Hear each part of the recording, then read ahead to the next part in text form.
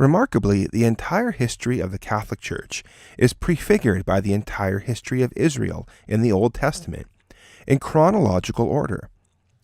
Vatican II and Novus Ordo are part of this amazing story, and are prefigured in the Old Testament by the books of the Maccabees. For a complete video with scriptural references and other source documentation, please refer to our video, Vatican II and Novus Ordo, prefigured in the Old Testament. Here is a short summary of the parallels between Vatican II, Novus Ordo, and the books of the Maccabees.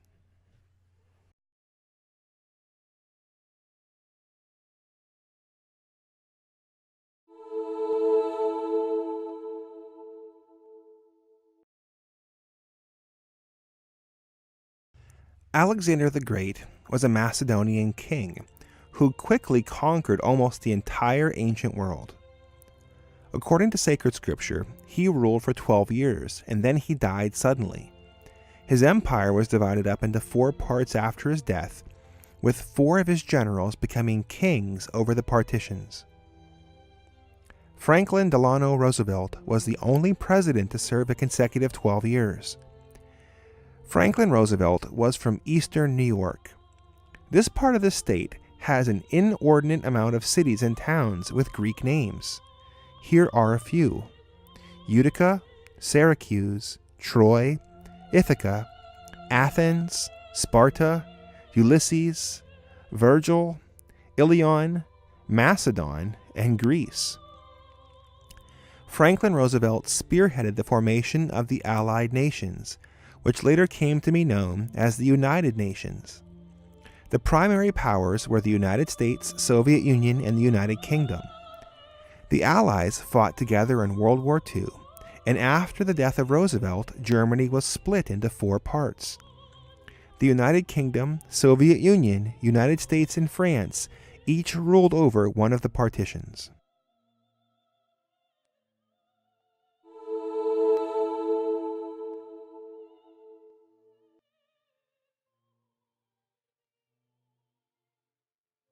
After Alexander the Great died, and his empire was split, the 4 kings of his former empire seized all the territory that they were able.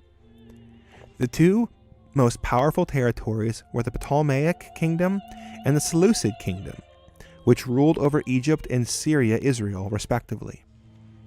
These 2 superpowers of the ancient world fought a series of wars and standoffs for over 100 years, known as the Syrian Wars. The small state of the Jews laid on the boundary line between these 2 powers. The land of the Jews switched hands between the Ptolemaic and Seleucid empires on various occasions. After the death of Franklin Roosevelt and the dividing of Germany into 4 parts, 2 of the most powerful members of the Allied forces were the United States and the Soviet Union. After World War II, these 2 superpowers had a prolonged standoff, which was termed the Cold War. A number of armed conflicts also occurred through the use of proxy warfare, such as Vietnam. The country of Italy was positioned on the border between the Western and Soviet bloc European countries. Italy was dominated by a 2-party political system which was controlled by the Democratic and Communist parties, each receiving heavy funding by the United States and Soviet Union respectively.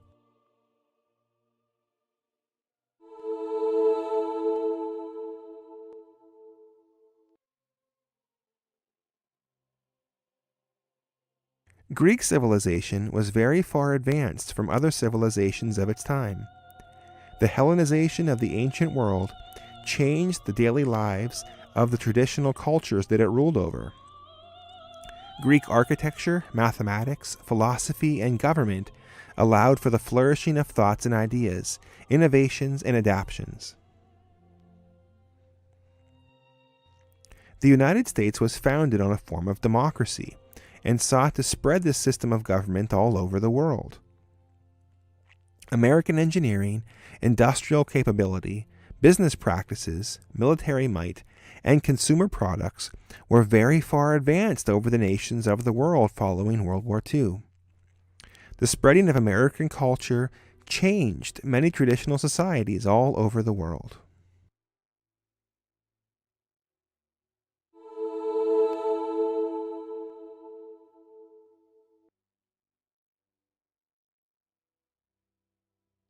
With the near complete Hellenization of the ancient world, the Greeks were also able to standardize the monetary currency and trade of the ancient world. The Greek currency became the accepted currency all over the world, and because nearly everyone also spoke Greek, international trade for local merchants was truly possible for the first time. With the Americanization of the Western world, and great many other non-Western nations, the American dollar became the currency for international trade and was accepted all over the world. English became the standard second language across the world, and for the first time, international trade flourished for small businesses who could more easily find trading partners throughout the world.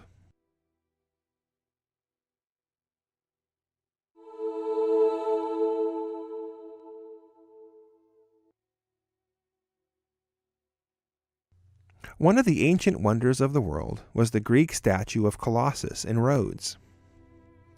The Greeks were also famous for their democratic system of government.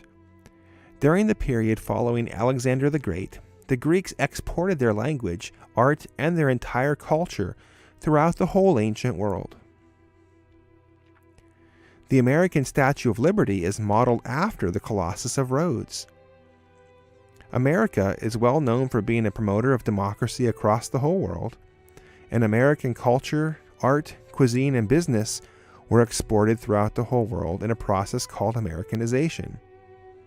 It is also notable that iconic American architecture, such as the White House, is built in classical Greek-styled architecture.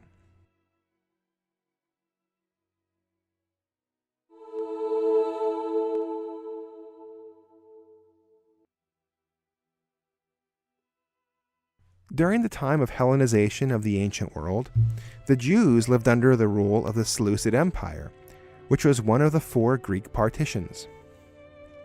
Some of the upper-class citizens of Jerusalem, among various Jewish clergy, wanted to bring Greek ways and culture to the heart of Jerusalem. These Hellenizing Jews were opposed by traditional Jews who opposed the corruption of the holy city of Jerusalem and of their holy religion. Some of these Jews even went too far as to cover over their circumcisions to repudiate their distinctive marks as Jews. Circumcision is the sign of the covenant that was necessary to be included in God's people in the Old Testament. During the time of Americanization of Western Europe after World War II and the spreading of Soviet language and culture in communist European countries, there was a growing number of Catholic laymen and clergy who were working towards modernizing the Catholic Church. In their words, they wanted to, quote, bring the Church into the modern world, unquote. These modernists were opposed by traditional Catholics like Pope St. Pius X, who warned us about modernists and how they wanted to reform our holy Catholic religion. There are even those who claim to have unbaptized themselves in an effort to repudiate their Christianity. Baptism is the sacrament that is necessary to be called God's people in the New Testament, and it leaves an indelible mark on the soul.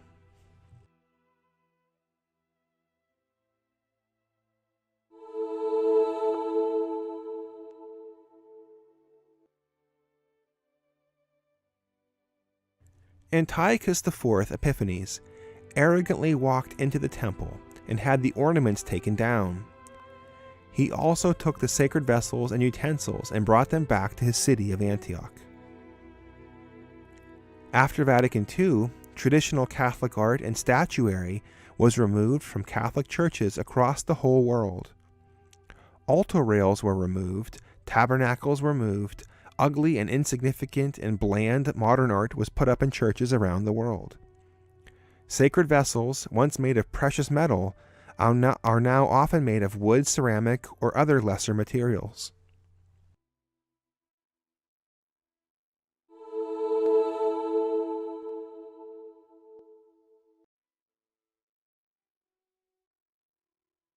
Jerusalem was taken over by Antiochus and the Greeks. They built a strong tower inside the walls of Jerusalem where they laid up supplies and weapons. Jews fled the city, and it became uninhabited by the Jews and inhabited by strangers instead.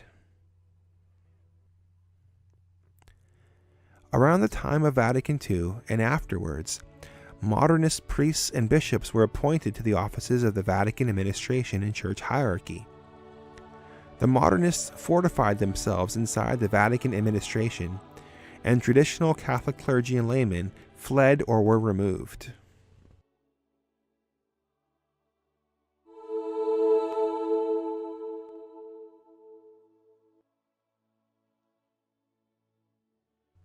The impostor high priest Menelaus gave away the sacred vessels of the temple to the Greeks as tribute. He did this in order to gain favor with the Greek rulers and the Greek king Antiochus. The nations of the ancient world were all united under the rule of the Greeks. The Greek Empire was founded by Alexander the Great.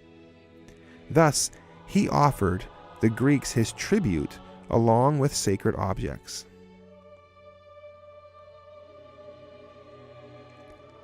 Paul VI gave away the papal tiara to the Americans. He also gave away his papal ring and papal cross to the United Nations. The United Nations was essentially spearheaded by Franklin Delano Roosevelt, the American president. During his speech to the United Nations, Paul VI said that, quote, "People turn to the United Nations as if it were their last hope for peace and harmony. We presume to bring here their tribute of hope and honor, along with our own." Thus, he offered the United Nations his tribute along with sacred objects.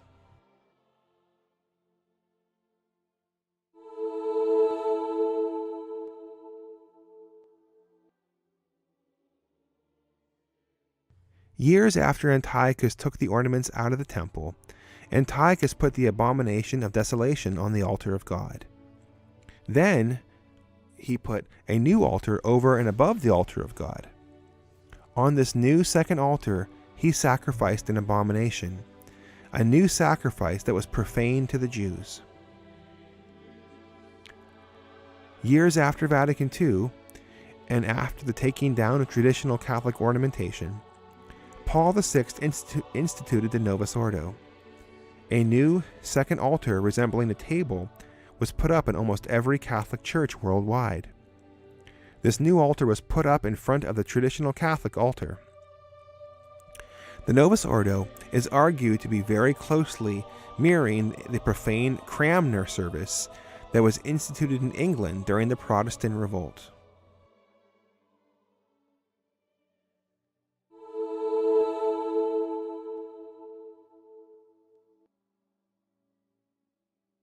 To go along with his new mandated sacrifice, Antiochus had new altars and worship sites built all over Judea. These were specifically designed and tailored for his new profane sacrifice. After the promulgation of Novus Ordo, new modern churches were built and are still being built around the world. These modern churches are often built in Greek amphitheater style and only have the Novus Ordo altar. They are specifically designed for the Novus Ordo.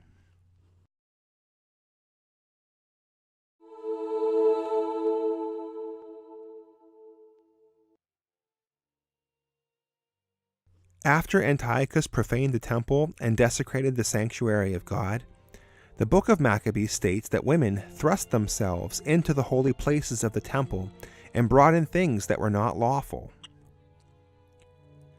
After Vatican II and Novus Ordo, women demanded and often were invited to perform liturgical tasks at the altar and behind the altar rails.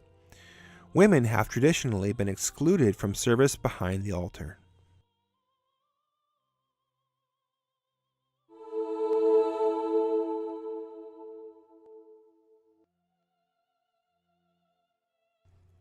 The book of Maccabees states that because of Antiochus and his evil deeds, every bridegroom took up his lamentation, and the bride that sat in the marriage bed mourned. And the land was moved for the inhabitants thereof, and all the house of Jacob was covered with confusion. The time after Vatican II and Novus Ordo was marked by faithful Catholics as a time of great confusion. They didn't and still don't know how to make sense of what is transpiring in the Vatican or in their own parishes.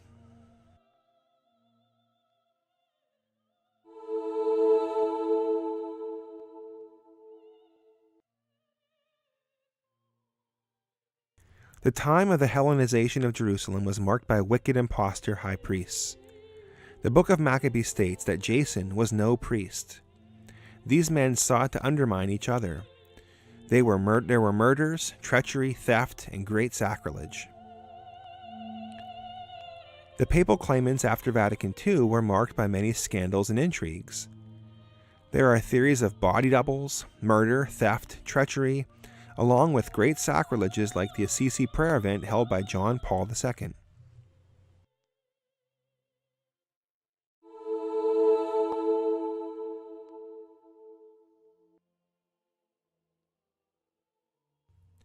And King Antiochus wrote to all his kingdom that all the people should be one, and every one should leave his own law. And all the nations consented according to the word of King Antiochus. However, for faithful Jews who didn't abandon their own law and tradition, Antiochus fiercely persecuted and tortured them.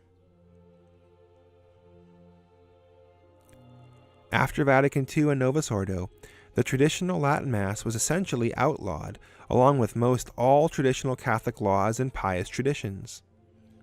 Catholics who sought to cling to the traditions as they were handed down to them were browbeaten and ridiculed very often by modernist clergy and laity.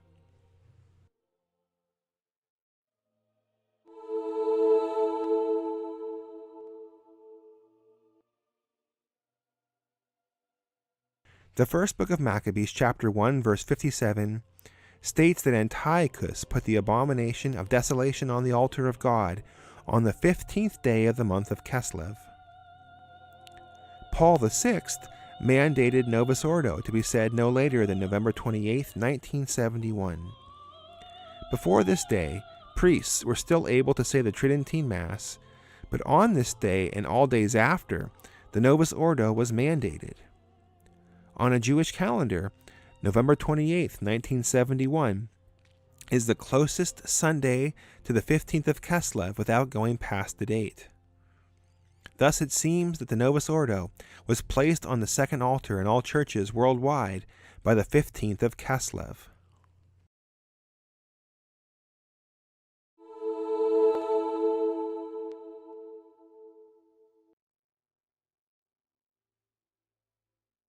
Jason, the Hellenized high priest, took vast sums of money from the temple treasury and sent it to the Olympic Games.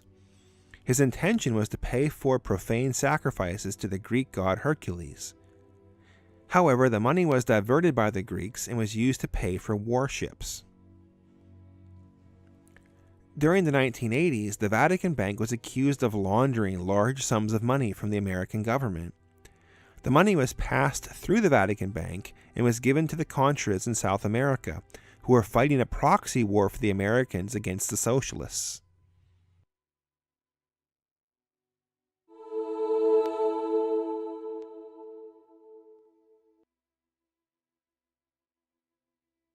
Throughout the books of the Maccabees, the temple treasury is raided and plundered on several occasions.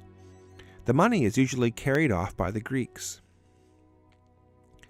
During the P2 scandal, the Vatican Bank was involved in an intrigue involving the Freemasonic Lodge P2, along with a Banco Ambrosiano.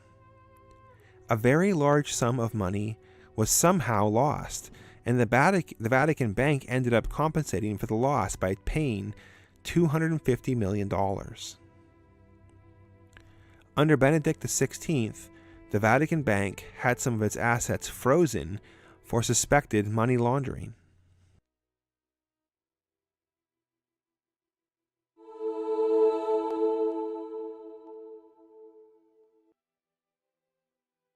Mattathias was an old and honored man who was a Levite priest. He lived in the hill country in a small village of Modene. King Antiochus sent messengers to Mattathias and asked him if he would obey the king's command to perform a new sacrifice. Mattathias refused. Archbishop Lefebvre was an old and honored bishop who spent decades in the missions of West Africa. He started the seminary in Acon, Switzerland, in the heart of the Alps. The Vatican sent messengers to Archbishop Lefebvre and told him that if he would just say one Novus Ordo, he would be accounted in the good graces of the Vatican. Archbishop Lefebvre refused.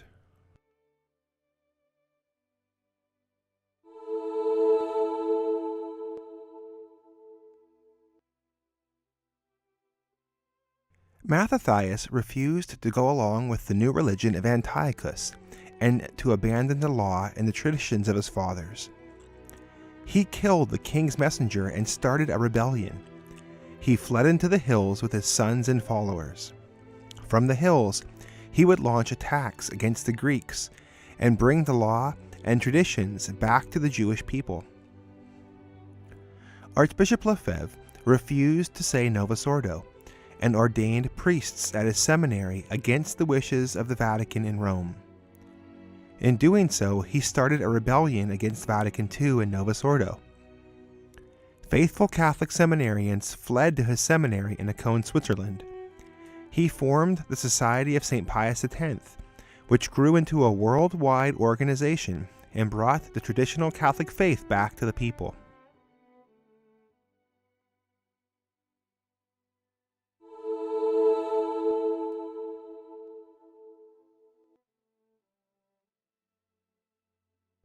Mattathias was from the hill country of Judea. He started a rebellion and fled to the mountains, where his followers established their primary headquarters. Archbishop Lefebvre started a traditional Catholic seminary in Acon, Switzerland, high up in the Alps. This location became the primary center of the SSPX.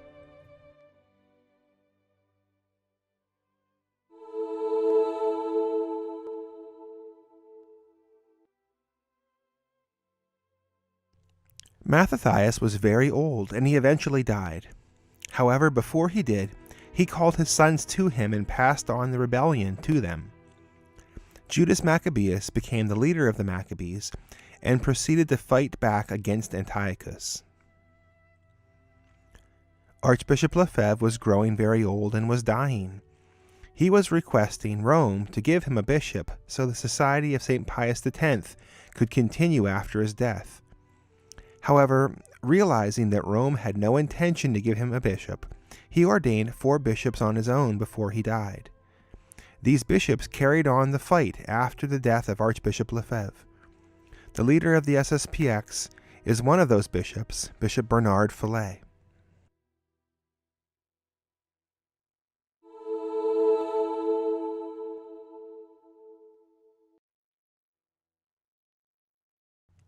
After the Maccabees fled to the hills, they heard of another group of faithful Jews who fled to the lowlands. The Greek army came up against those Jews on a Sabbath day. Those Jews kept the law of the Sabbath and didn't defend themselves, and as a result, they were all slaughtered by the Greeks. Upon hearing this, the Maccabees resolved that if they were attacked on a Sabbath day, they would break the law and defend themselves, so that they would not be wiped out. They broke the law for their survival. Archbishop Lefebvre had a plan that he called Operation Survival. In the event that he was not given a bishop from Rome to carry on the SSPX, he resolved to disobey the Vatican and ordained 4 bishops on his own. He had to disobey in order to secure the survival of the traditional Catholic Mass and faith.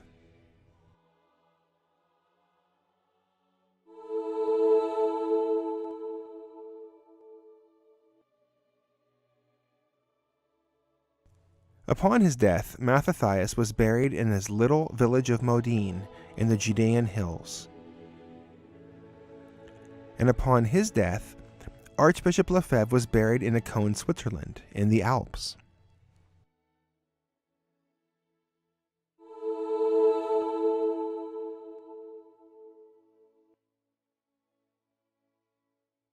Antiochus put an abominable idol of desolation on the altar of God. John Paul II allowed the Dalai Lama to place a statue of Buddha on the tabernacle on the altar of the church in Assisi.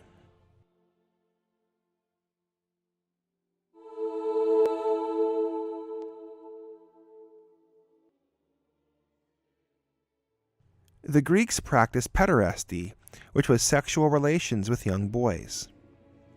Even though this practice was declining during the Hellenistic period, the books of the Maccabees indicates that young boys were put into brothels by the Greeks. After Vatican II, the sexual abuse of boys by clergy became all too common. This horror of sexual abuse was covered up by Novus Ordo bishops and high-ranking Vatican officials.